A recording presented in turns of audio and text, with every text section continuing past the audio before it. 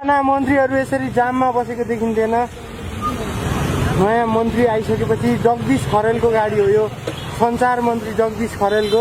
हजुरलाई त जाममा बसेको पनि देखियो, सरल तरिकाले हिँड्नुभयो। यो विषयमा अब जनताले खोज्न चाहिरहेका छन्। मैले त खिच्या छु मन्त्रीजी, म त हालिदिने हो। होइन, अब यस्तो, म चाहिँ जेनजी आन्दोलनबाट आएको जनताको युवाको प्रतिनिधित्व गर्ने र सबै जनताको प्रतिनिधित्व गर्ने मन्त्री हो।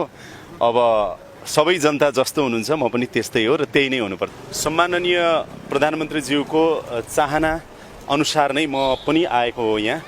र सम्माननीयज्यूले के भन्नुभएको छ भनेदेखि अब घाइतेहरूलाई हामीले पटक पटक भेट्नु पनि पर्छ, उहाँहरूको बारेमा सोधखोज गर्नुपर्छ र अवस्था के भइरहेको छ त्यो पनि अपडेट भइराख्नुपर्छ र घाइतेहरूको उपचारमा कुनै कमी नआओस् भन्ने सम्माननीय प्रधानमन्त्रीज्यूको पनि एकदमै गहिरो चाहना रहेको छ।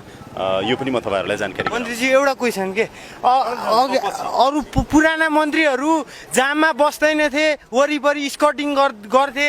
हजुरलाई त जाममा बसेको पनि देखियो, सरल तरिकाले हिँड्नुभयो। यो विषयमा अब जनताले खोज्न चाहिरहेका छन्। मैले त खिच्या छु मन्त्रीजी, म त हालिदिने हो। होइन, अब यस्तो, म चाहिँ जेनजी आन्दोलनबाट आएको जनताको युवाको प्रतिनिधित्व गर्ने र सबै जनताको प्रतिनिधित्व गर्ने मन्त्री हो। अब सबै जनता जस्तो हुनुहुन्छ म पनि त्यस्तै हो र त्यही नै हुनुपर्छ। म धन्यवाद।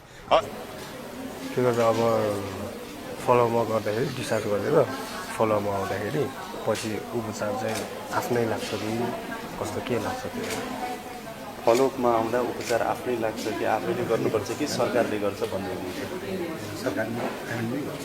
फलोअपमा आउँदा पनि अस्पतालले तपाईँको यो जहिलेसम्म ठिक हुँदैन त्यति बेलासम्म सरकारले नै हो, त्यही होइन।